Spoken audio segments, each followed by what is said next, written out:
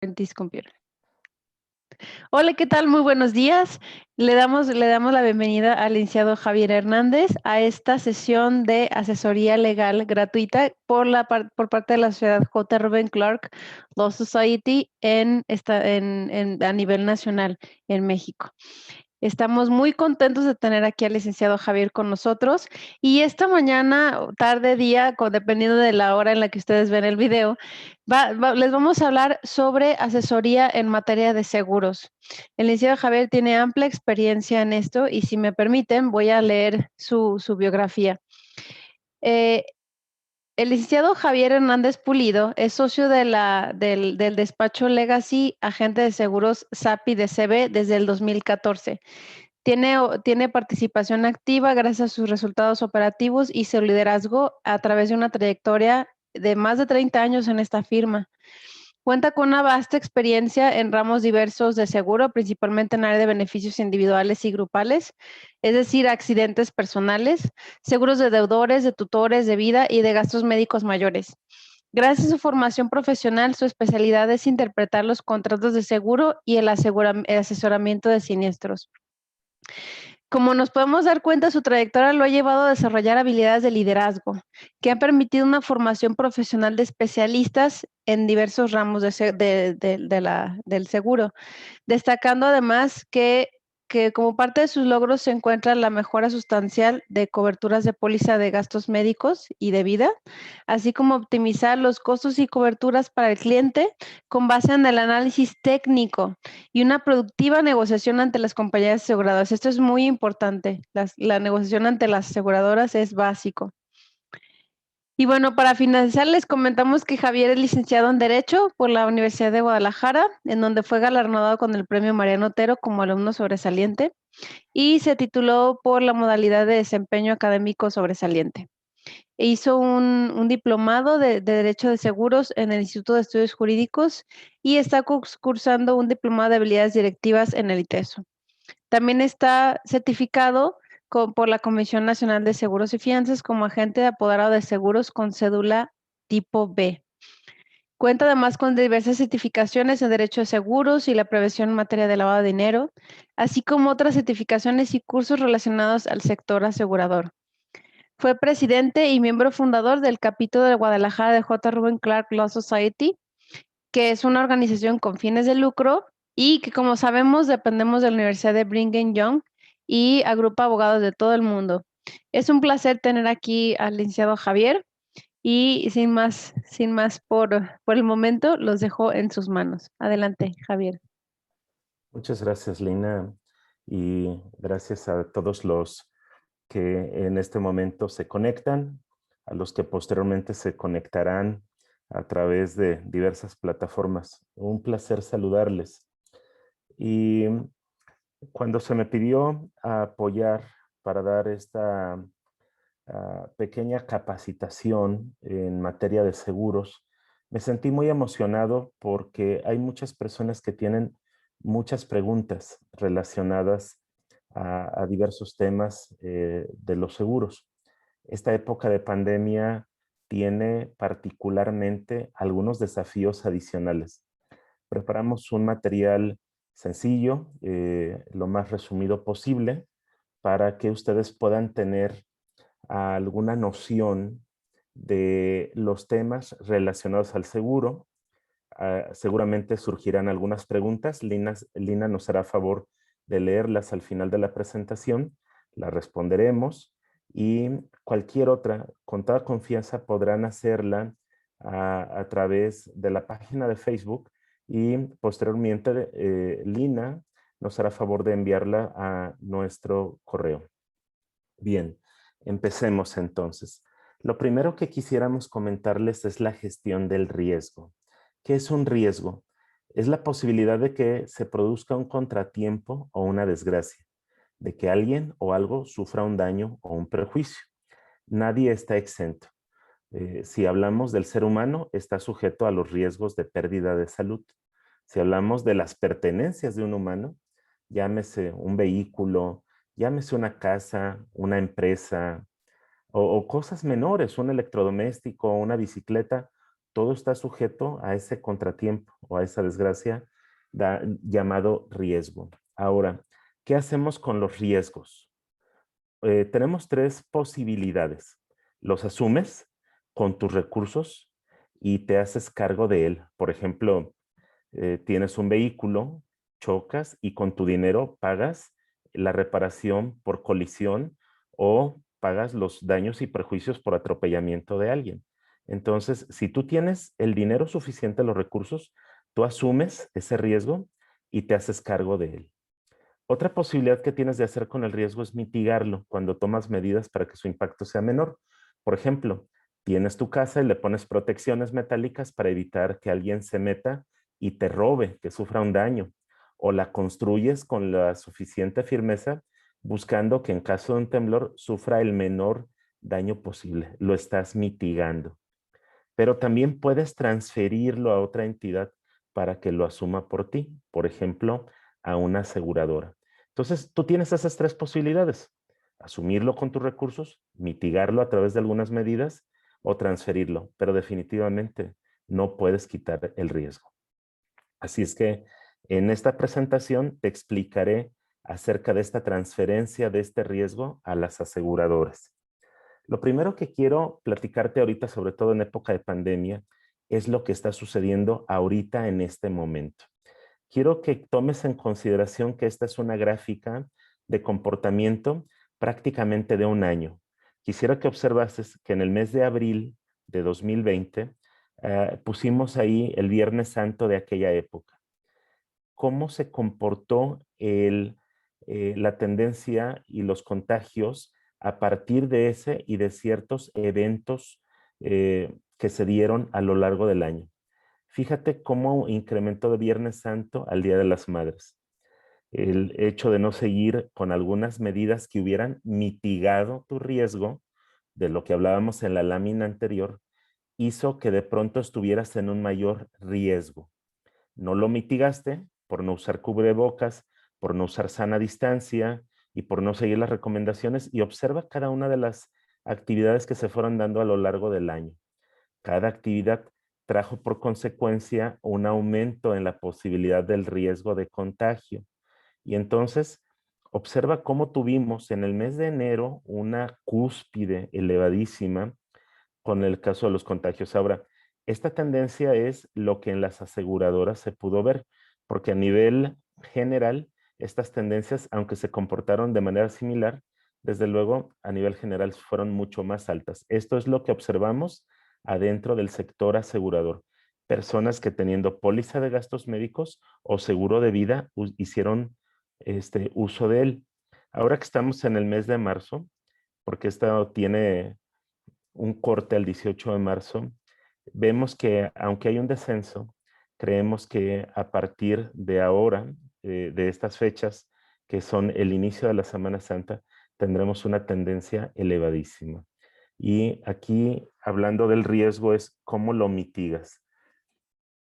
Ahora, queremos decirte cuáles son los casos de COVID con cifras hasta el 22 de marzo en el área de gastos médicos.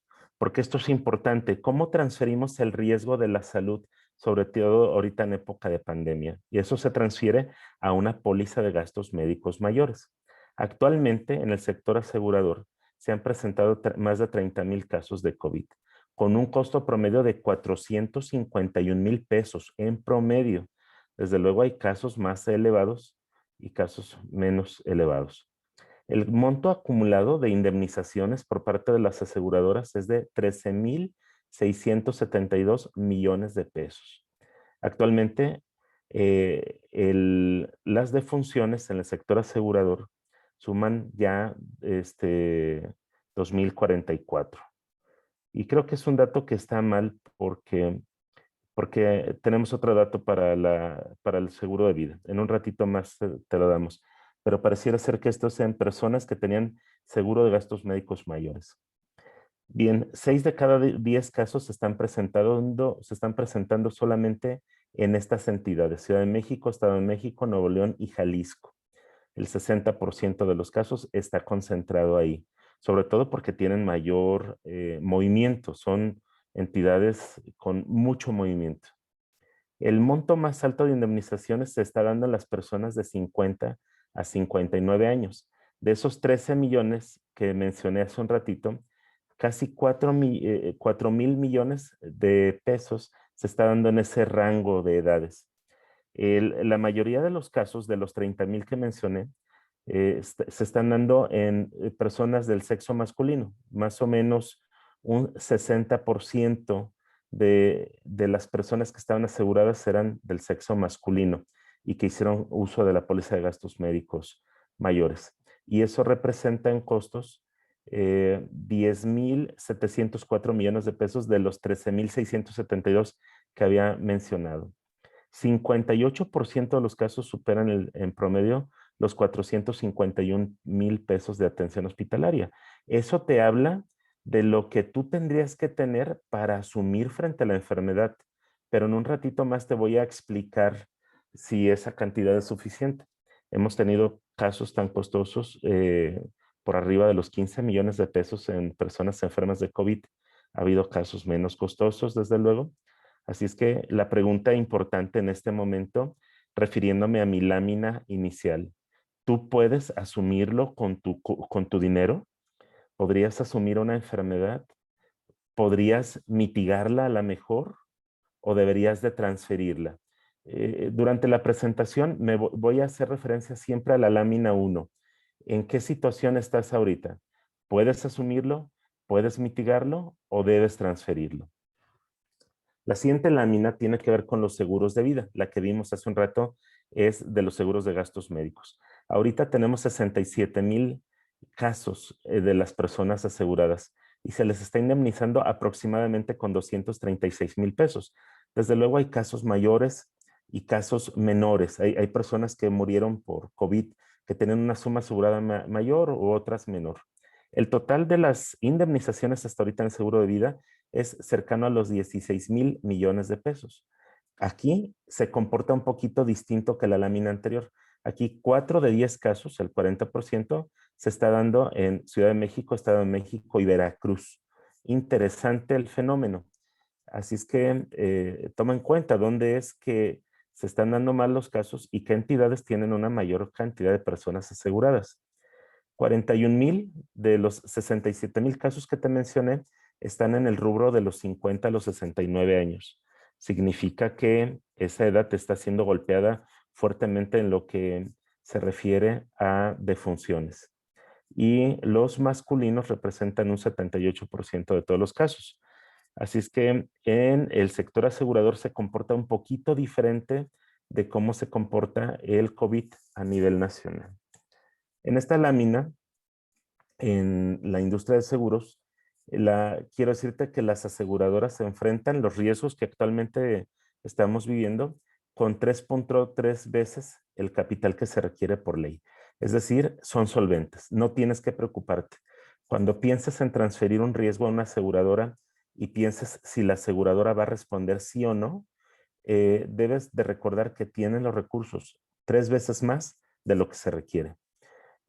Actualmente se han entregado más de 29,000 millones de pesos a los asegurados. 97,000 casos han sido atendidos desde el inicio de la pandemia y se han usado 284 billones de pesos en sumas aseguradas. Es decir, es 12 veces el Producto Interno Bruto. Entonces vamos a continuar con esta presentación. ¿Cuál es el beneficio de tener una póliza de gastos médicos mayores? ¿Por qué le transferirías a una aseguradora el, el riesgo de la salud a través de una póliza? Bueno, el beneficio de tener una póliza de gastos médicos mayores tiene como principal objeto tener una protección económica para las personas a causa de una enfermedad o de un accidente y que ese gasto no afecte gravemente la economía familiar y con eso evitas un desequilibrio económico. Entonces, hay algunas características que debes de cumplir, que, que estés asegurado en una póliza, que te hubieran dado de alta desde el inicio, que tu residencia sea aquí en territorio nacional. Eso es importante. Los seguros te dicen que tienes cobertura en el extranjero cuando tu estancia es menor a 90 días y cuando pagas la prima, desde luego, para esa cobertura. Bien, cuando surgen las preguntas, ¿y cómo uso? A lo mejor tú dices, yo ya tengo póliza de gastos médicos. A lo mejor otra persona dice, yo no tengo. ¿Cómo se usa? ¿Qué es lo que debo de tener en cuenta para poder usar una póliza de gastos médicos? Bueno, primero debe de existir un informe de un médico que diga que tienes una enfermedad con un diagnóstico definitivo. Muchas veces creo que el gran problema de las personas que compran un seguro o tienen miedo de transferir un riesgo a una aseguradora tiene que ver con que han escuchado malas experiencias de otras personas respecto a una póliza. Y quiero decirte que las malas experiencias se deben a que no se lee un contrato y también se debe a la expectativa elevada que tienes respecto de un producto. Y para que no tengas una expectativa distinta de la que realmente es, necesitas leer el contrato. El contrato dice que para que te cubra la póliza, debes tener un diagnóstico definitivo, confirmado. Es decir, no te pueden decir que tienes en estudio la enfermedad porque no habría cobertura. Te tienen que decir que tienes o apendicitis, o que tienes amigdalitis, o que tienes ya una enfermedad como tal declarada por un médico. Luego, tienes que verificar en tu contrato que ese padecimiento esté amparado y que no esté en la sección de exclusiones. Importante mencionarte que la aseguradora es la única institución que está legalmente autorizada para decir si ese padecimiento está amparado o no. Tú puedes leer el contrato, un abogado podría leerlo, un amigo tuyo, el agente de seguros podría leerlo y decirte que sí, pero será la aseguradora la que te diga si lo que tú tienes está amparado sí o no.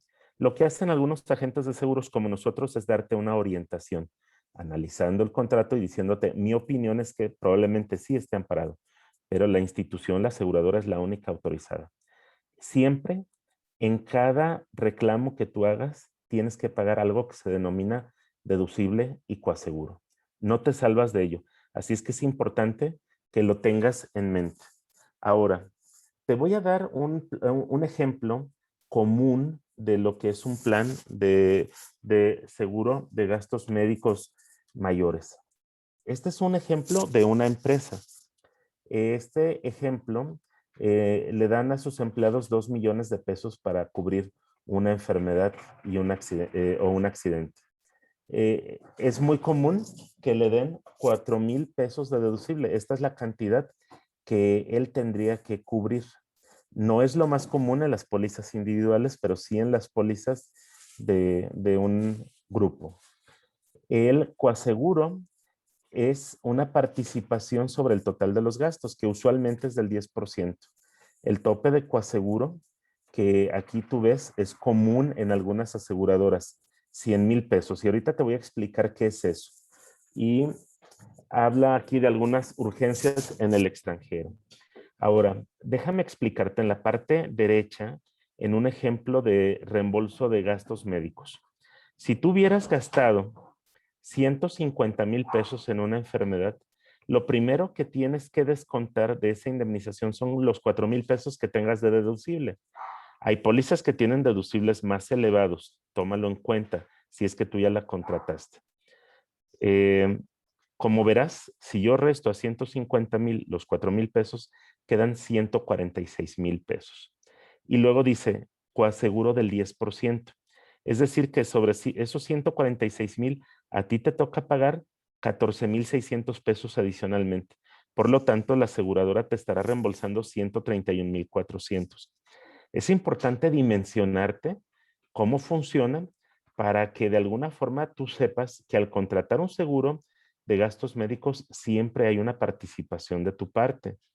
El deducible es una cantidad fija que usualmente solamente se cubrirá una vez en la vida del padecimiento. Es decir, esos 4,000 pesos no los volverás a pagar nunca más, pero el coaseguro se pagará conforme te vayan reembolsando más gastos. Ese coaseguro, la cantidad máxima que tú pagarás en este ejemplo sería 100,000. Significa que en una cosa sumamente grave, donde tuvieras que estar hospitalizado muchos días, tu participación máxima sería de 100,000 pesos de coaseguro más 4,000 pesos de deducible. Hay aseguradoras que aceptan que tengas topes de coaseguros menores para que tu participación sea menor. En algunas aseguradoras, el deducible no se paga en caso de accidente. Pero te pongo el ejemplo más común para que observes que teniendo una póliza de gastos médicos de tipo grupo o de tipo individual, siempre habrás de participar con algo. Importante mencionarte que cuando usas hospitales que no te corresponden, a los que tienes contratados, podrían penalizarte con el 20% adicional de coaseguro y ese no tiene tope de coaseguro. Es decir, si tú contrataste o te contrataron en tu empresa hospitales tipo medio, por ejemplo, aquí en la localidad de Guadalajara, un hospital de tipo medio es como el México americano, y tú decides atenderte en un hospital tipo alto, como sería un hospital San José Valle Real, tú tendrías una penalización del 20% sobre la cuenta hospitalaria por atenderte en un hospital que no te corresponde. Aquí es importante que lo tengas en mente, sobre todo ahorita en época de pandemia que hay tanto temor de dónde acudir, qué hospital cubre, etcétera. Cuando contratas un seguro de gastos médicos, tienes periodos de espera para enfermedades. Aquí he puesto una lista para hernias, para el SIDA, para problemas de la columna, pero la pregunta más importante sería, oye, ¿el COVID tiene periodo de espera? Bueno, las enfermedades respiratorias como tal normalmente no tienen un periodo de espera. Así es que si tú te enfermas de COVID, podrías tener atención inmediata. Sin embargo, cuando contratas por primera vez una póliza, la mayoría de las aseguradoras dicen que los primeros 30 días no tienes cobertura para padecimientos denominados enfermedades. O sea, sí para padecimientos derivados de un accidente, pero las enfermedades usualmente en los primeros 30 días no tendrías cobertura. Es decir, que es posible que tú si contratas ahorita una póliza para COVID, te dijeran los primeros 30 días no te doy cobertura para COVID. Habría que ver si luego ese tipo de enfermedades puede tener en esta época una prórroga para que te la atiendas de inmediato. Algunas aseguradoras han concedido esa prórroga. Bien. ¿Cómo se usa una póliza de gastos médicos? Tienes tres opciones cuando contratas una póliza de gastos médicos. Puedes usar la opción del reembolso, es decir, tú tienes dinero y presentas tus gastos a la aseguradora y obtienes un reembolso. El ejemplo te lo di hace un rato. Metiste 150,000, recuperaste 131,000 en el ejemplo que te di. Tienes la opción de programar una cirugía. Esta opción de programar cirugía es cuando tu problema no es una emergencia. Por ejemplo, tienes una hernia y el doctor te dice que te la tienes que operar, que no urge, que tienes que tomar algunas medidas y que tienes que esperar algunas semanas. Entonces tienes posibilidad de presentar tus gastos tus reportes médicos a la aseguradora y la aseguradora te entrega una carta para que te atiendas. Allá en el hospital vas a pagar el deducible y el coaseguro. Algunas veces las aseguradoras te condonan una parte del deducible y una parte del coaseguro cuando utilizas este sistema de pago de programación de cirugía. Las aseguradoras te condonan y te premian por eso, porque tú les ayudas a cuidar los gastos. Cuando haces el reembolso no hay chance de cuidar los gastos. Vas, efectúas el gasto y se lo llevas a la aseguradora y ya no hay mucho que hacer. Pero cuando programas la cirugía, la aseguradora tiene la posibilidad de monitorear que la cuenta no se desvíe, que se te den los elementos necesarios y que no haya sobrecostos. Por eso es que te premian y te dicen, si programas tu cirugía, pudiera ser que te condone una parte del deducible y una parte del coaseguro. Y por último, la tercera forma de usar la póliza se llama pago directo. Hay urgencias que no se pueden programar. Un atropellamiento, por ejemplo, una apendicitis, un infarto. Entonces dice la aseguradora, adelante, puedes usar la póliza, métete al hospital, espérate por lo menos 24 horas. Desde el hospital me envían la información médica, la analizo y si todo está en orden, entonces le entrego al hospital una garantía para hacerme cargo de la cuenta como aseguradora. Pagarás un deducible y coaseguro y te ofrecen también condonarte, en algunos casos, el deducible y el coaseguro. Hay algunas políticas en los hospitales que son ajenas a las aseguradoras. Algunas de esas políticas podrían ser que, eh, por ejemplo, tú tengas que entregar un voucher o firmar un voucher ahí para responsabilizarte por el deducible y por el coaseguro. Algunas aseguradoras te dicen, perdón, algunos hospitales te comentan que el estacionamiento o alimentos del paciente corren por, perdón, alimentos del acompañante corren por cuenta del hospital. Son políticas diferentes. Habrá que ver qué política aplica en el caso de que tengas una póliza de seguro o que tú decidas ir a determinado hospital. Algunos hospitales te ofrecen algunas cortesías si te atiendes con ellos tu tratamiento. Yo te quiero hacer algunas recomendaciones para evitar los errores más frecuentes, porque creo que esto es importante. De aquí surgirán algunas preguntas. Eh, por ejemplo, ¿qué sucede cuando, cuando tienes un reembolso y tienes un familiar que es tu médico? Las aseguradoras no te pagan honorarios de médicos que sean familiares tuyos. Si tu papá es médico, si tu hermano es médico, si tu cuñado es médico y te consulta, no te van a reembolsar los gastos. Algunas veces te haces estudios de laboratorio y nunca pides las interpretaciones. Te entregan solamente una placa donde aparecen tus huesos. Las aseguradoras no te pagan con las placas, te pagan con una carta que se adjunta y que se llama interpretación. Algunas otras veces te haces estudios de laboratorio, te engloban estudios de los pies, estudios de la mano, estudios del hígado, estudios de los ojos, te engloban todo en una sola factura y te dice la aseguradora, no te puedo pagar una factura que está englobada. Tienes que desglosarme cuánto te cobraron de los ojos, cuánto de las manos, cuánto de los pies, porque las aseguradoras te cobran un deducible por cada enfermedad que tú tengas. Así es que te cobrarán, en el ejemplo que te di hace un rato, 4,000 pesos de los ojos, 4,000 pesos de la mano, 4,000 pesos del hígado, y por ello es necesario desglosar las cuentas hospitalarias.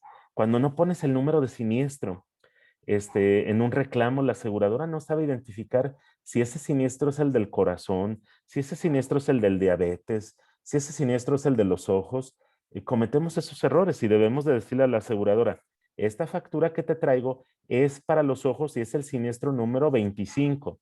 Y esta otra factura que te traigo es para el hígado, es el siniestro número 32. Este tipo de errores que te menciono, que son los más frecuentes, dan dolores de cabeza y de pronto, como hay que hacer tantos trámites, los asegurados piensan que las aseguradoras no pagan y solamente son errores administrativos que subsanándolas, las aseguradoras luego te pagan. El problema es que a veces somos muy desordenados en esto. Por ejemplo, aquí te hablo de separación de los gastos. Sepáralos, o sea, no juntes todo. Si tienes enfermedades de azúcar o de hipertensión, no los juntes, sepáralos siempre. Siempre proporciona un informe médico por cada médico que te atienda. A veces quieres que con un solo informe del doctor que te atendió los ojos, pues te pagan los medicamentos del médico que te atendió de la cadera. Así no funciona. En caso de ser internado, siempre deberás de presentar una identificación para que la aseguradora sepa que tú eres quien tienes el derecho. Por favor, si sigues estas recomendaciones, evitarás los errores más frecuentes que ocasionan que las personas desistan de sus reclamaciones y consideren que los seguros no pagan. Bien, te voy a dar los ejemplos más comunes de las coberturas que se tienen cuando te hospitalizan. Tú tienes derecho a un cuarto privado estándar. Esta es la denominación del cuarto más sencillo de un hospital. A veces entras a un hospital y quieres la suite. Esto es como los hoteles, hay cuartos más caros, pero la póliza solamente te cubre el cuarto más sencillo. Te va a dar sala de operación, curación, recuperación, terapia intensiva, material médico y quirúrgico. Te van a pagar los honorarios médicos y quirúrgicos del ayudante, del anestesiólogo. Pero fíjate algo muy importante, sujetos a un tabulador. Esta es la parte más importante que tú debes de saber. Algunos doctores no se sujetan a los tabuladores de las aseguradoras. Algunos doctores dicen que sus estudios son tan amplios en la materia que ellos no pueden sujetarse a los tabuladores de las aseguradoras. Por lo tanto, se salen de esos aranceles y cobran cantidades descomunales. Y esto tiene por consecuencia que las aseguradoras no te reembolsen esos excesos. Por ejemplo, voy a ponerte un caso muy clásico, una apendicitis. El doctor entra, te quita el apéndice y de pronto el costo de su factura es, por darte un ejemplo, de 10 pesos. Pero la aseguradora te dice, por ese procedimiento yo pago 3 pesos. Los 7 pesos de diferencia los tendrás que pagar tú, porque decidiste ir con un médico que se salía de los tabuladores. Las aseguradoras tienen convenios con médicos con los que ya han negociado todos los procedimientos quirúrgicos posibles, les han entregado una lista de esos procedimientos y establecen cantidades máximas. Esos doctores aceptan, firman ese convenio y te cobran a ti solamente esa cantidad. El problema es que a veces a ti no te gusta ese médico. Quieres ir con el médico que te recomendó la vecina o la amiga y generalmente es muy costoso. Si ellos observan que tienes posibilidades de pagar un tabulador alto, te lo van a cobrar los médicos. Así es que mi recomendación es que cuando ya tengas una póliza, procures irte con los médicos que la aseguradora tiene en una lista. No son sus empleados, son médicos que pasan por procesos de selección muy altos en sus estándares de calificación. Les piden que sean certificados en su especialidad y que tengan horas de práctica suficientes para garantizar la calidad de tu atención. Te van a pagar terapias de rehabilitación, hay algunos topes, te van a pagar también enfermería, tiene sus topes, si es una enfermera fuera del hospital. Te pagan transfusiones, oxígeno, sueros y las demás sustancias dentro del hospital. Se cubren los estudios de laboratorio y de gabinete, siempre y cuando lo que te estés practicando tenga relación con la enfermedad. Ejemplo, si tú estás enfermo del hígado, ¿por qué me presentarías una factura que tenga que ver con un estudio de los pies? O si estás enfermo del corazón y me traes un estudio relacionado con el azúcar en la sangre, la aseguradora te va a decir, oye, no te puedo pagar algo que no esté relacionado. Por fuerza tendría que tener una relación, pero algunas veces, algunos doctores te dicen, te mandé a hacer este estudio para descartar esta enfermedad y llegar a la enfermedad conocida actualmente. En algunos casos, algunos estudios que aparentemente no tengan relación pudieran ser cubiertos. Aquí es donde necesitas la asesoría de un agente de seguros experto en el tema para ayudarte a recuperar esos gastos. Te van a también a pagar los honorarios de los médicos quiroprácticos que cuenten con cédula profesional. Ojo, estas pólizas no te cubren tratamientos de medicina alternativa. Las pólizas de gastos médicos te cubren solamente procedimientos hechos por médicos con cédula profesional y que no sean tratamientos en vías de experimentación o tratamientos de beneficio incierto. Te van a pagar los medicamentos, consultas postoperatorias. Y para mí creo que la parte más importante es que conozcas las exclusiones de tu contrato. Mi consejo sería que cuando contrates una póliza de gastos médicos o cualquier póliza de cualquier ramo, primero vayas a las exclusiones. Las exclusiones son las cosas por las cuales no te van a pagar. El gran problema en territorio nacional, amigos, tiene que ver con que no tenemos una cultura de leer los contratos. Un contrato de seguro de gastos médicos son 50 a 100 hojas. Sé que es tedioso. Los contratos de seguro de auto pudieran ser 50 hojas. Es tedioso que lo leas. Pero si no lo lees, te quedas con una expectativa elevada de lo que cubre el seguro. Y ese es el principal error de nosotros. Creer que lo que tú tienes en tu mente al momento de contratar es lo que se va a respetar. Y quiero decirte, querido amigo, que no.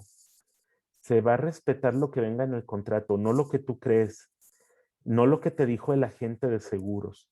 tienes que exigir al contratar una póliza de cualquier ramo, tu contrato se llama cláusula de condición general. Y cuando te dan esa cláusula de condición general, tienes que leer el libro completo para entender tus obligaciones y tus derechos. Y esto te lo digo como abogado. Tus derechos y tus obligaciones se encuentran contenidas en el contrato y en la carátula de la póliza. No serán respetados los acuerdos verbales que tengas con el agente. No serán respetadas las ofertas que viste en internet. No será respetado nada de eso. El contrato se ciñe y se rige por lo que está escrito, lo que tú aceptaste y lo que la aseguradora aceptó. De forma general, un seguro de gastos médicos mayores no te cubre los padecimientos preexistentes, o sea, aquellos que tú ya tenías al momento de contratar la póliza. Ejemplo, te quebraste la cadera cuando eras niño y ahora te duele la cadera y te quieres atender, la aseguradora te va a decir, no te cubro.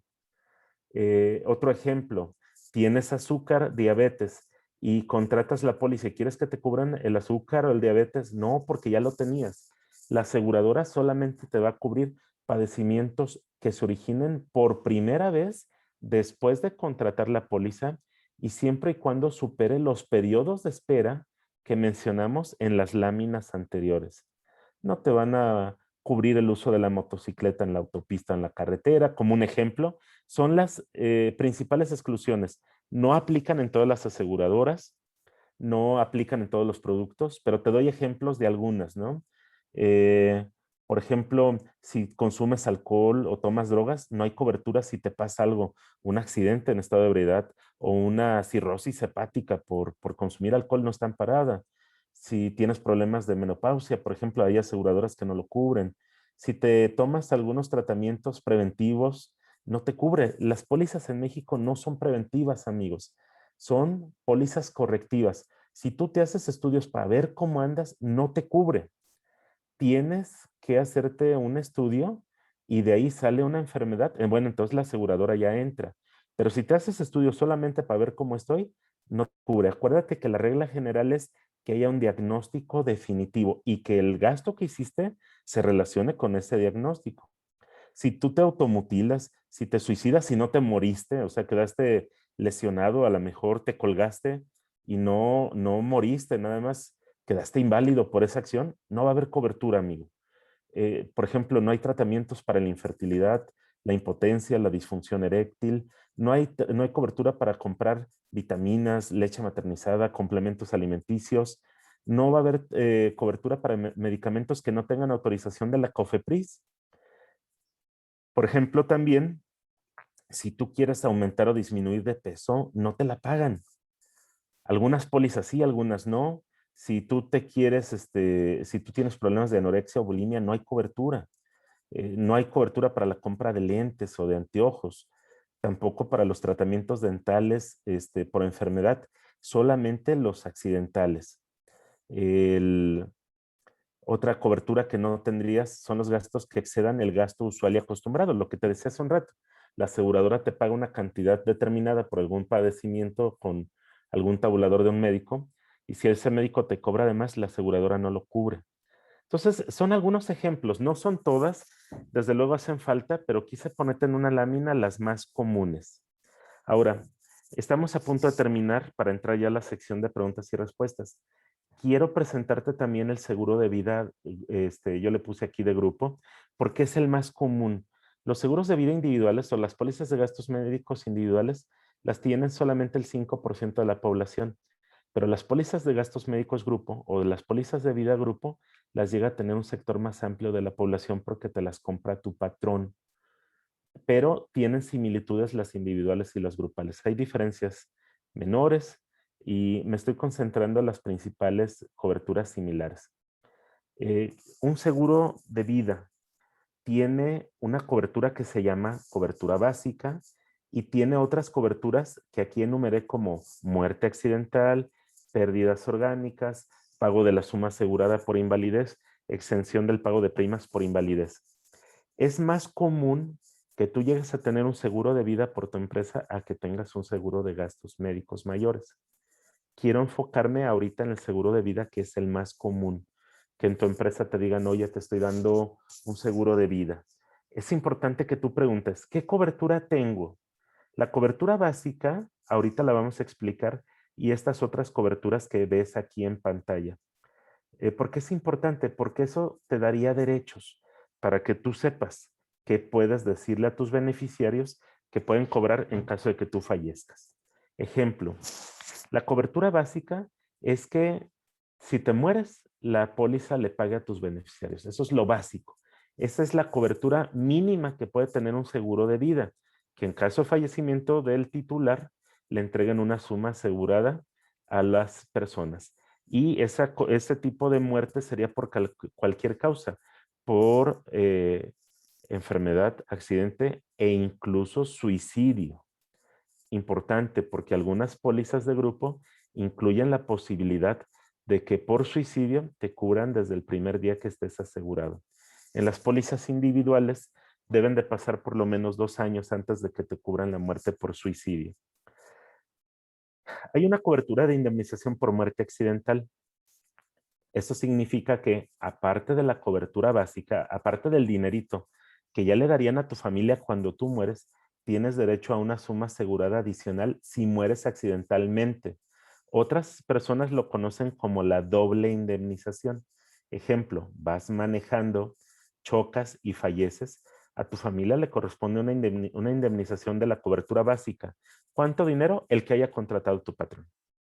Pero cuando determinan que te moriste accidentalmente, entonces la aseguradora dice, tienes derecho, si la contrataron en tu empresa, a la indemnización por muerte accidental, otra cantidad similar a la que dieron en la cobertura básica. Ejemplo, si contrataste 100,000 pesos, si contrataron 100,000 en tu empresa y falleces accidentalmente y contrataron la cobertura de muerte accidental, tendrías derecho a 100,000 pesos de la cobertura básica y otros 100,000 pesos de la cobertura por muerte accidental. Luego tienes también derecho a la cobertura de indemnización por pérdidas orgánicas. Eso significa que si pierdes en un accidente una parte de tu cuerpo, la aseguradora te daría un porcentaje en función de la suma asegurada contratada. Ejemplo, si pierdes el dedo meñique más o menos se indemniza con el 5% de la suma asegurada contratada. Si pierdes el dedo índice, como es más útil, tiene una suma asegurada del 20 o del 30%, depende de la aseguradora. Si pierdes toda la mano, tienes derecho a una indemnización del 30 al 40%, perdón, 50%. Si pierdes todo el brazo, si pierdes la vista, si pierdes ambas piernas, las indemnizaciones pudieran llegar hasta el 100% de la cobertura. Hay otra cobertura que se llama pago de la invalidez total y permanente. Si a consecuencia de una enfermedad o de un accidente quedas inválido, por ejemplo, en una enfermedad puedes quedar ciego por la diabetes, en un accidente podrías quedar inválido después de un atropellamiento, la aseguradora te va a dar una suma asegurada, la que hubieran contratado, para que tú la uses como tú lo quieras usar. Así es que tú demuestras que estás inválido, la aseguradora te entrega una suma asegurada. Por ejemplo, ahora los enfermos de COVID han quedado algunos inválidos por cuestión de la fibrosis pulmonar. Y no son inválidos que no puedan caminar, son inválidos que no pueden respirar adecuadamente, que se fatigan con mucha facilidad. Entonces tendrían derecho a una indemnización por invalidez derivada de la enfermedad de la pandemia, siempre y cuando tu empresa hubiera contratado la invalidez. ¿Qué pasa cuando quedas inválido? Si tu empresa contrató la cobertura de exención vitalicia del pago de primas, podrías quedar asegurado de por vida aunque ya no trabajes en la empresa. Si tu empresa lo contrató y si quedaste inválido, entonces la aseguradora te extendería una póliza por la cual nunca tendrías que pagar un dinero y en esa póliza diría que cuando tú te mueras le van a dar a tu familia una suma asegurada similar a la que tú recibiste estando inválido. Algunos de estos conceptos serán difíciles de que los comprendas en esta presentación. Ofrezco mis teléfonos para ampliarlos en caso necesario. Los teléfonos están en poder de Lina Ahumada, de la Sociedad Legal. Por último, quiero darte consejos para designar tus beneficiarios en el seguro de vida. Se cometen muchísimos errores y esos errores tienen por consecuencia que no le paguen luego a los beneficiarios y luego dices que el seguro no paga, pero cometiste un error gravísimo al designar los beneficiarios. El consejo número 1, especifica el nombre de tus beneficiarios como viene en su acta de nacimiento. No te equivoques con las letras, no le pongas Z en lugar de S, no le pongas MA si es María, pon las cosas como son. A veces el error tiene que ver contigo y no con la aseguradora. Si designas un beneficiario, por ejemplo, déjame decirte, a tu amigo, a tu primo, a él le van a retener el 20% de la indemnización porque la ley del impuesto sobre la renta dice que personas que no sean tus padres, tus abuelos, tus hijos o tus nietos, tu cónyuge o tu concubina, tienen la obligación de pagar 20% del ingreso que reciban por concepto de una indemnización de seguro de vida. A estos familiares que te dije no se los van a cobrar, pero a tu primo, a tu amigo sí. Luego alguien va a decir, no, los seguros te quitan dinero. No, no es eso, es una obligación de ley. Si tú se lo dejas a estas personas, abuelos, padres, hijos, nietos, cónyuge, concubina, es decir, ascendientes directos o descendientes directos, ahí no hay retención. Ojo con eso, por favor. Puedes cambiar tus beneficiarios cuantas veces quieras. Puedes cambiarlos a diario si lo quisieras, pero cerciórate de avisarles que tienen un derecho ellos y que los otros los han perdido. A veces se han presentado viudas que ya no tienen el derecho porque el esposo la designó a otra persona. Y luego esas viudas dicen, la aseguradora no paga. No es eso. El titular cambió de beneficiario y no avisó. Y entonces generó un problema y lo primero es echarle la culpa a la aseguradora en lugar de asumir la responsabilidad que tienen los asegurados. Debes de nombrar beneficiarios contingentes. Es decir, ¿qué pasaría si tú y tu esposa fallecen en el lugar del accidente porque iban en el mismo coche y nada más ella era la beneficiaria? Tu dinero se va a quedar intestado. Esa suma asegurada pasa a formar parte de la masa hereditaria y se tiene que hacer un juicio sucesorio con testamento o sin testamento, depende de lo que haya sucedido. Yo te recomiendo que nombres a más de uno, que digas, dejo a mi esposa al 100% y en caso de muerte de ella, quiero dejar a mi suegra, a mi hijo, a mi papá, no sé. Tú puedes dejar a más de alguno, puedes nombrar a varios.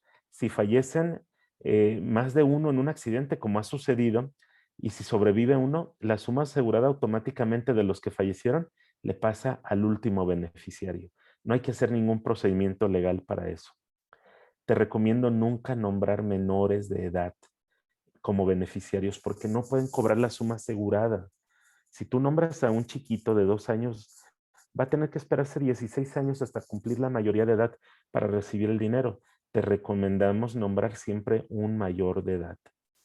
Y en caso de que definitivamente quieras nombrar un menor de edad, entonces, pues, nombra un fideicomiso para que administren. Hemos tenido historias muy tristes donde algunas personas nombraron a un mayor de edad para que administre la suma asegurada de los menores porque creyeron que iba a ser muy responsable. A lo mejor yo nombro a mi mamá, creo que ella, si yo muero, le va a dar el dinero a mis hijos. ¿Y qué creen?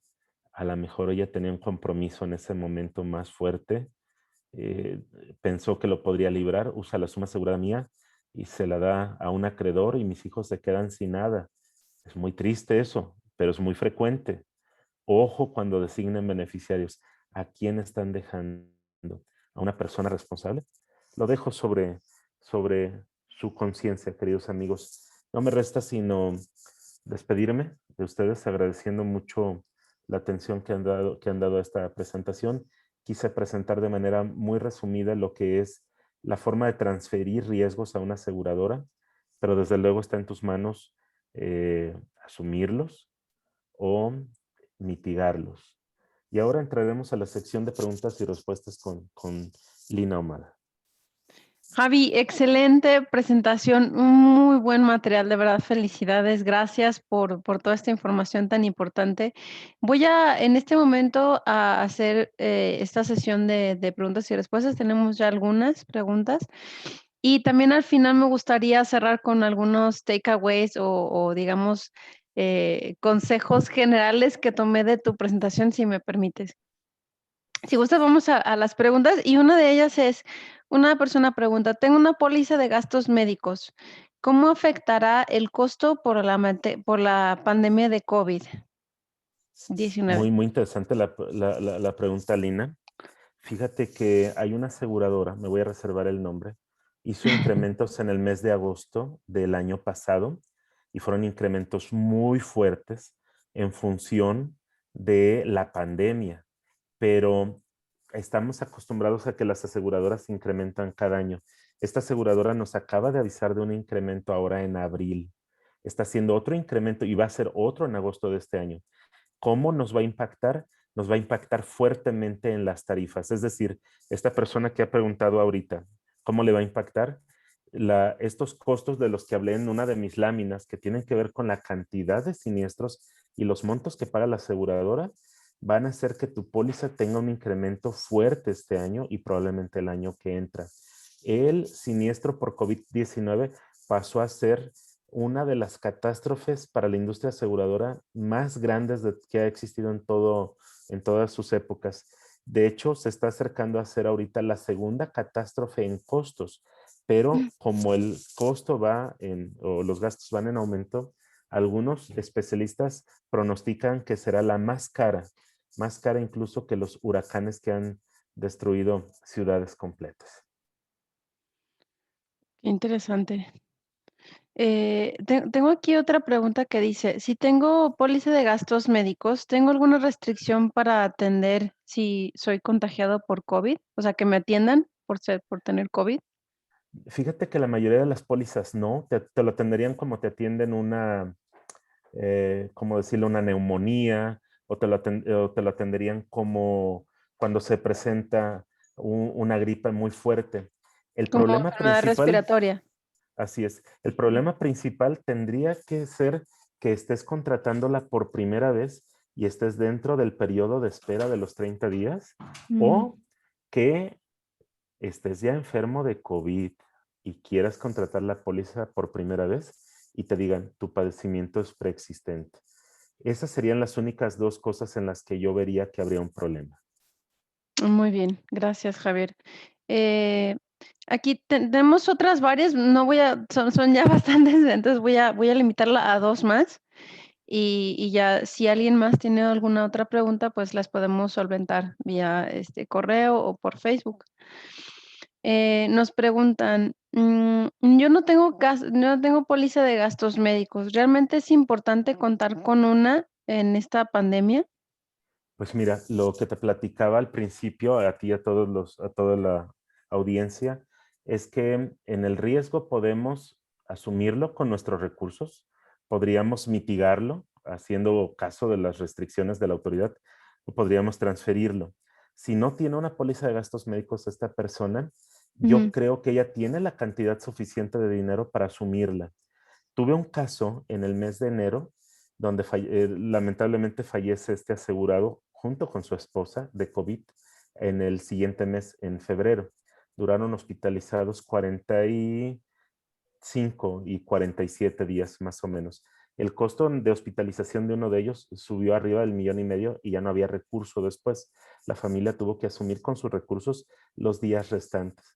Entonces, a la pregunta de esta persona, yo diría, si tienes el recurso suficiente, no tiene caso que compres una póliza. Ujú. ¿Cuánto es el recurso suficiente? No lo sé. Depende de tu condición de salud y lo grave que estés. Pueden ser 1,5 millones, pueden ser 10 millones, pueden ser 15 millones. Si tú tienes esa cantidad de dinero, no lo transfieras. Asúmelo. Pero la gran mayoría de nosotros, de los mexicanos, un 95% no tenemos esos recursos. Yo diría, debes de transferirlo a una aseguradora. Sí debes de comprar la póliza. O sea, sí sería recomendable asegurarte, pues obviamente antes de que tengas la enfermedad, ¿no? Si no te van a decir que es un preexistente. Es correcto. Ok. A lo mejor fui demasiado exagerado, pero en el caso de asumir, si no tienes dinero, yo diría transfiérelo mejor, porque no va a haber patrimonio que soporte un gasto de esa magnitud. Tan alto, sí, Ujú. correcto. Y ya por último, ¿hay una cobertura para pérdidas consecuenciales en mi empresa a consecuencia de cierre por COVID-19? Esto ya es relacionado con corporativo. Es cierto, porque también ha habido personas que de alguna forma tienen empresas y dicen, oye, ¿yo cómo soy beneficiario? Por ejemplo, una empresa que fabricaba resortes y que le dijeron, te cierro y que no se puede hacer home office haciendo resortes porque la herramienta está pues ahí en la empresa y le dijeron, aquí no puede haber gente y tuvo pérdidas. Fíjate que no hay cobertura por la pandemia, tristemente, en las pólizas empresariales. Hay una cobertura que se llama pérdidas consecuenciales. Esa cobertura dice que si tú tienes un paro de labores y tienes pérdida de tu ingreso, la aseguradora puede pagar ese ingreso. Sin embargo, estas coberturas se activan siempre y cuando haya un daño material directo, producto de un incendio, de un rayo, de una explosión, de un terremoto o de un fenómeno hidrometeorológico. Tristemente, esta pandemia no está siendo considerada como un fenómeno que dio origen a la pérdida consecuencial y muchos de los empresarios tendrán que asumir su pérdida con sus propios recursos, porque no todos los riesgos pueden ser amparados, no todos los riesgos tienen cobertura en una aseguradora. Este sería uno de sus casos. Qué interesante. Entonces, pues no. No En sería la resumen. respuesta. Es Okey, correcto. okey, Javi, pues, te agradezco mucho por esta sesión de preguntas y respuestas. Y como te decía, creo que podemos quedarnos con yo creo, con 5 puntos importantes de toda esta sesión. Uno es, primero que nada, no olvidemos leer nuestros contratos. Javi lo dijo como 5 7 veces en la sesión. Por favor, lean sus contratos. Sé que es sí complicado y sabemos que es tedioso, pero es la recomendación número uno. Número 2, siempre tener mucha consideración en los beneficiarios, que fue los últimos tips que nos diste. Que tengas bien el nombre, que no nombres a niños de preferencia y tener un asegurado contingente, que nos llamamos. Algo que se me hizo muy interesante también como para dejárnoslo para como mensaje final o como un takeaway es y si tú tienes un médico familiar, un familiar que te atiende como médico, esos honorarios no van a ser reembolsables. Eso yo no lo sabía, es muy interesante también. Y por último, pues obviamente si tú te induces algún daño como intento de suicidio o algo así, pues que sabemos que regularmente no es cubierto por una aseguradora, ¿no? A no ser que tenga alguna otra condición como la que tú mandabas, que tienen que esperar unos 2 3 años, pero creo que es una cobertura distinta. Eso sí, no, si nos puedes aclarar este punto, estaría genial. Con gusto. Y tienes toda la razón del mundo, distinguiendo. Donde no tengo nada de cobertura es en el seguro de gastos médicos individual o seguro de gastos médicos grupos si me autoinflijo una lesión, me suicido o me intento mutilar. Y en el seguro de vida, que es otro ramo, dice la aseguradora, pasan 2 años y te cubro el suicidio, a menos de que tu empresa hubiera negociado que el suicidio se cubra desde el primer día. Así es que distinguiéndolo, en el de gastos médicos nada de nada y en el seguro de vida previa negociación es posible algo de cobertura. Perfecto. Javi, pues, excelente información, de verdad fue muy, muy interesante todos los tips y toda la el vaciado de experiencia que nos has dado con esos 30 años de experiencia que tienes.